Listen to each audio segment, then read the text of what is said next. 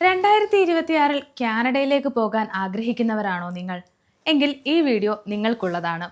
നിരവധി ഇന്ത്യക്കാരാണ് കാനഡയിൽ പഠനത്തിനും ജോലിക്കും കുടിയേറ്റത്തിനുമായി പോകുന്നത്. അതുപോലെ കാനഡ ലക്ഷ്യമിടുന്ന നിരവധി ആളുകളുമുണ്ട്. എല്ലാ വർഷത്തെ പോലെ ഈ വർഷവും കനേഡിയൻ സർക്കാർ പഠനത്തിനായി എത്തുന്ന വിദ്യാർത്ഥികൾക്ക് എന്തൊക്കെ കാര്യങ്ങൾ പാലിക്കണമെന്ന നിർദ്ദേശം ഇറക്കിയിട്ടുണ്ട്. വിദ്യാർത്ഥികളുടെ കാര്യത്തിലേക്ക് നമുക്ക് പോകുന്നതിന് മുന്നേ നമുക്ക് കാനഡ പുറത്തിറക്കിയ പേരൻസ് ആൻഡ് ഗ്രാൻഡ് പേരൻസ് പ്രോഗ്രാമിന്റെ അപ്ഡേറ്റ് നോക്കാം. വിദേശ രാജ്യങ്ങളിൽ സ്ഥിരതാമസമാക്കിയവർ മിക്കവാറും ആഗ്രഹിക്കുന്ന ഒന്നാണ് അവരുടെ പ്രിയപ്പെട്ട മാതാപിതാക്കളെയും മുത്തശ്ശിമാരെയും അവർ താമസിക്കുന്ന രാജ്യത്തേക്ക് കൊണ്ടുപോകണം, അവിടം കാണിക്കണം, അവരെ കൂടെ താമസിപ്പിക്കണം എന്നുള്ളത്. കാനഡയിൽ വിദേശ കുടിയേറ്റക്കാരുടെ മാതാപിതാക്കളെയും മുത്തശ്ശിമാരെയും കൂടെ താമസിപ്പിക്കാൻ അനുവദിക്കുന്ന പ്രോഗ്രാമാണ് PGP അഥവാ parents and grand parents program. എന്നാൽ ഈ പ്രോഗ്രാമിലേക്ക് അപേക്ഷിക്കാൻ കാത്തിരിക്കുന്നവർക്ക് ഒരു തിരിച്ചടിയാണ് ഇപ്പോൾ ഉള്ളത്.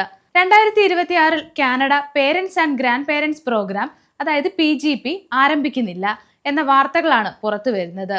അതുപോലെ 2025 പ്രഖ്യാപിച്ച നിർത്തലാക്കലുകൾ അതേപടി തുടരും.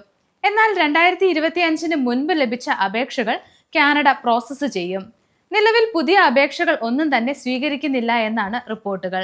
കാനഡയിൽ താമസിക്കുന്നവർ ഈ വർഷം മാതാപിതാക്കളെയും മുത്തശ്ശിമാരെയും കൊണ്ടുവരാൻ ആഗ്രഹിക്കുന്നുണ്ടെങ്കിൽ അവർക്ക് സൂപ്പർ വിസ പ്രോഗ്രാം തെരഞ്ഞെടുക്കാമെന്ന് ഇമിഗ്രേഷൻ വിദഗ്ധർ നിർദ്ദേശിക്കുന്നുണ്ട്. ഈ സൂപ്പർ വിസ പ്രോഗ്രാം മാതാപിതാക്കൾക്കും മുത്തശ്ശിമാർക്കും കാനഡയിൽ സ്ഥിരതാമസം അനുവദിക്കുന്നില്ല.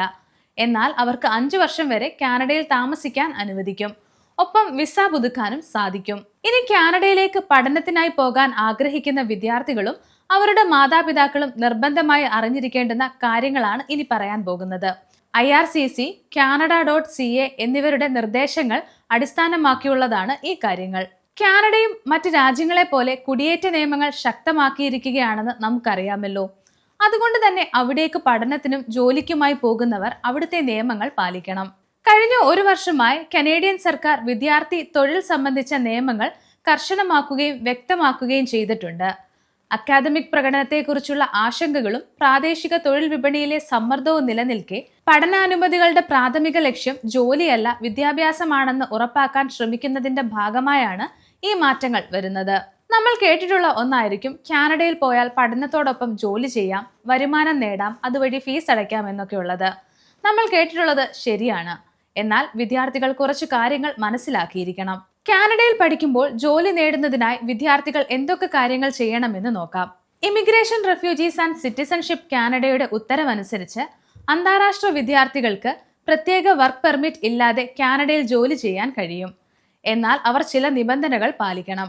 എങ്കിൽ മാത്രമേ അവർക്ക് ജോലി ചെയ്യാൻ സാധിക്കൂ.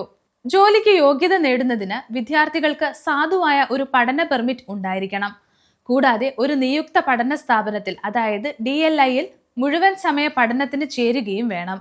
അവരുടെ കോഴ്സ് കുറഞ്ഞത് 6 മാസമെങ്കിലും നീണ്ടു നിൽക്കുന്ന ഒരു ബിരുദം, ഡിപ്ലോമ അല്ലെങ്കിൽ സർട്ടിഫിക്കറ്റ് എന്നിവയിലേക്ക് നയിക്കുന്നതായിരിക്കണം. കൂടാതെ അവർ ഇതിനകം തന്നെ അവരുടെ അക്കാദമിക് പ്രോഗ്രാം കാനഡയിൽ ആരംഭിച്ചിരിക്കണം. വിദ്യാർത്ഥിക്ക് ജോലി ചെയ്യാൻ അനുവാദമുണ്ടെന്ന് പഠന പെർമിറ്റിൽ വ്യക്തമായി പരാമർശിക്കേണ്ടതുണ്ട്. ഏതൊരു ജോലിയും ആരംഭിക്കുന്നതിന് മുൻപ് വിദ്യാർത്ഥികൾ ഒരു സോഷ്യൽ ഇൻഷുറൻസ് നമ്പറിന് അപേക്ഷിക്കേണ്ടതുണ്ട്.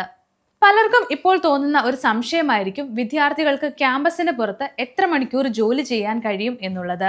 രാജ്യത്തേക്ക് പ്രവേശിക്കുന്ന വിദ്യാർത്ഥികൾക്ക് പതിവ് അക്കാദമിക് സെക്ഷനുകളിൽ യോഗ്യതയുണ്ടായിരിക്കണം. അങ്ങനെയുള്ള വിദ്യാർത്ഥികൾക്ക് ക്യാമ്പസിന് പുറത്ത് ആഴ്ചയിൽ 24 മണിക്കൂർ വരെ ജോലി ചെയ്യാൻ കഴിയും. പാൻഡമിക് കാലഘട്ടത്തിലെ താൽക്കാലിക നടപടി കാനഡ അവസാനിപ്പിച്ചതിന് ശേഷമാണ് ഈ പരിധി ഏർപ്പെടുത്തിയിരിക്കുന്നത്.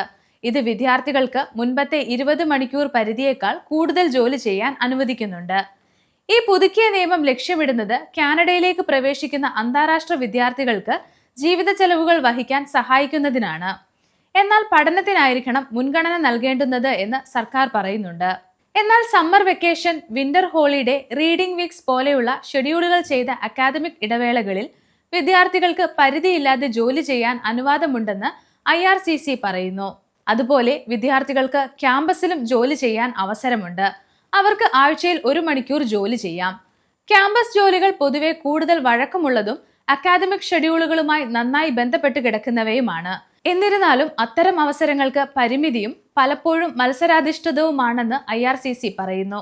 എന്തുകൊണ്ടായിരിക്കും കാനഡ വിദ്യാർത്ഥികളുടെ തൊഴിൽ നിയമങ്ങൾ ശക്തമാക്കിയത്? അന്താരാഷ്ട്ര വിദ്യാർത്ഥികൾ സമ്പദ് വ്യവസ്ഥയിൽ ഒരു പ്രധാന പങ്ക് വഹിക്കുന്നുണ്ടെങ്കിലും അനിയന്ത്രിതമായ ജോലി സമയം ചില വിദ്യാർത്ഥികളെ വിദ്യാഭ്യാസത്തെക്കാൾ ജോലിക്ക് മുൻഗണന നൽകാൻ പ്രേരിപ്പിക്കുന്നുവെന്ന് കനേഡിയൻ സർക്കാർ പറയുന്നുണ്ട്. അതുകൊണ്ട് തന്നെയാണ് നിയമങ്ങൾ ശക്തമാക്കിയതും. കനേഡിയൻ സർക്കാർ പറയുന്ന നിർദ്ദേശങ്ങൾ പാലിക്കുന്നുണ്ടോ എന്ന് നോക്കാൻ ഇടയ്ക്ക് പരിശോധനകളും നടക്കുന്നുണ്ട്. പരിശോധനയിൽ നിങ്ങൾ നിയമം ലംഘിച്ചു എന്ന് കണ്ടെത്തിയാൽ നിങ്ങൾ നാടുകടത്തൽ നേരിടേണ്ടി വരും.